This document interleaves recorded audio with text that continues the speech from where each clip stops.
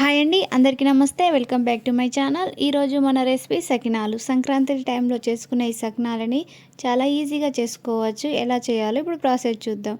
ముందుగా రేషన్ బియ్యం తీసుకొని అందులో నూకలు లేకుండా చూసుకోవాలి. నూకలు అంటే చిన్న చిన్నగా ఉండే రైస్ని తీసేసుకోవాలి. అప్పుడైతే సకినాలు విరిగిపోకుండా సర్కిల్ షేప్లో పర్ఫెక్ట్గా వస్తాయి. వీటిని నానబెట్టుకోవాలి. రేషన్ బియ్యాన్ని ఒక 5 hours పాటు నానబెట్టుకుంటే నానిన రైస్ని తీసుకొని ఒక గంపలో వేసుకోవాలి. ఈ వాటర్ అన్నీ అడిచిపోయేదాకా దీన్ని డ్రై చేయాలి. డ్రై అంటే మరీ డ్రైగా కాకుండా రైస్ని పట్టుకుంటే వాటర్ అంటేటట్టు వెట్టుగా ఉన్నటప్పుడే తీసుకోవాలి. అప్పుడైతేనే మిల్లుకు వేస్తే తీసుకుంటారు, లేదంటే బాగా డ్రై అయితే తీసుకోరు. వీటిని కొద్దిగా ఇట్లా వీడియోలో చూపిస్తున్న విధంగా ఉండాలి రైస్. ఇలా ఉన్నప్పుడే మిల్కి ఇచ్చుకోవాలి. మిల్లుకి ఇచ్చిన తర్వాత దీంట్లో పిండిలో మనము కొద్దిగా కలుపుకోవాలి. వాటర్ వేస్తూ ఒకేసారి వాటర్ వేసి కలపకూడదు. పిండి ఆల్రెడీ మనకు మెత్తగానే ఉంటుంది కాబట్టి వాటర్ తక్కువనే పడుతుంది. దీంట్లో మనం నువ్వులు వేసుకోవాలి, వాము వేసుకోవాలి, రుచికి సరిపడినంత సాల్ట్ కూడా యాడ్ చేసుకోవాలి.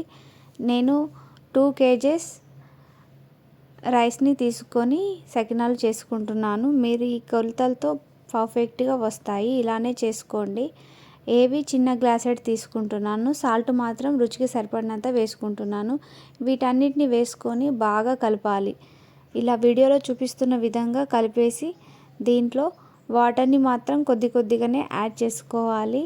ఈ సకినాలు చాలా క్రిస్పీగా మెత్తగా కరకరగా వస్తాయి. వీటిని మనము ఈ చలికాలంలో పాలల్లో వేసుకొని తింటే చాలా బాగా అనిపిస్తుందండి. నేనైతే అలానే తీసుకుంటాను.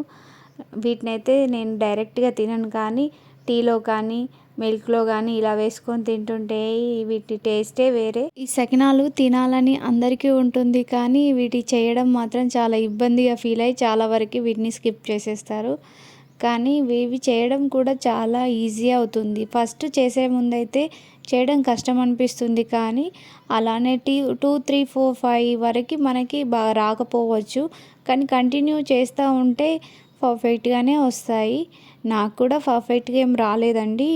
మొదలు పెట్టంగానే ఒక 4-5 times తర్వాత పర్ఫెక్ట్గా గుండ్రగా రౌండ్ షేప్లో బాగా వచ్చినాయండి. ఇలా పిండిని ఒకేసారి కాకుండా ప్లేట్లో కొద్దిగా తీసుకొని కొద్ది వాటర్ యాడ్ చేసుకుంటూ చేతికి వాటర్ పెట్టుకొని ఇలా వేయాలండి. వేస్తే మనకి పర్ఫెక్ట్గా వస్తాయి.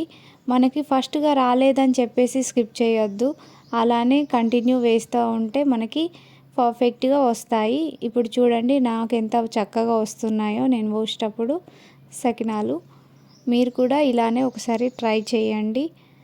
ఇలానే 1 by 1 అన్ని సకినాలను. కానీ నేను ట్రై చేయడం ఇదే ఫస్ట్ టైము.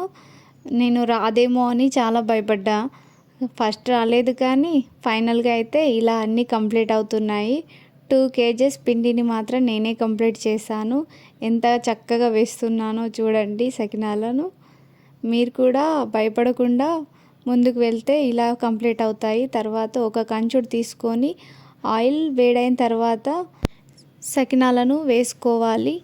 ఇలా 1 by 1 ఒక 4-5 వేస్తే మనకి పర్ఫెక్ట్గా వేగుతాయండి. మంటను మాత్రం తక్కువ పెట్టాలి. ఎక్కువ పెడితే త్వరగా గోల్డెన్ బ్రౌన్ కలర్ వస్తుంది, కానీ లోపట మనకి మెత్తగా ఉంటాయి. క్రిస్పీగా రావాలంటే మంటని లో ఫ్లేమ్లో పెట్టుకొని మనం సకినాలను కాల్చుకుంటే క్రిస్పీగా కరకరగా చాలా చక్కగా వస్తాయి.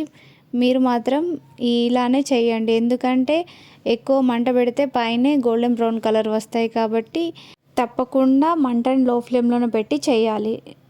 ఇది ఒకటి మాత్రం స్కిప్ చేయకండి, ఎందుకంటే మనం చేసే మెత్తగా రావడానికి కారణము ఇదే రీజన్ అవుతుందండి. లేదంటే క్రిస్పీగా రావాలి, కరకరగా ఉండాలంటే మాత్రం మంటని తక్కువ పెట్టేసుకొని చేసుకోవాలి. అంతేనండి. కొద్దిగా గోల్డెన్ బ్రౌన్ కలర్ వచ్చిన తర్వాత వీటిని మనము ఒక గంపలోకి తీసుకుంటున్నాము. గంపలోకి ఎందుకు తీసుకుంటున్నానంటే ఎక్కువ రోజులు స్టోర్ ఉంటాయి, ఆయిల్ స్మెల్ రాకుండా ఉంటుంది. బౌల్లో వేస్తే స్మెల్ వస్తుంది. మీకు కనుక ఈ వీడియో నచ్చినట్టయితే నా ఛానల్ని సబ్స్క్రైబ్ చేయండి, లైక్ చేయండి, షేర్ చేయండి. Thank you.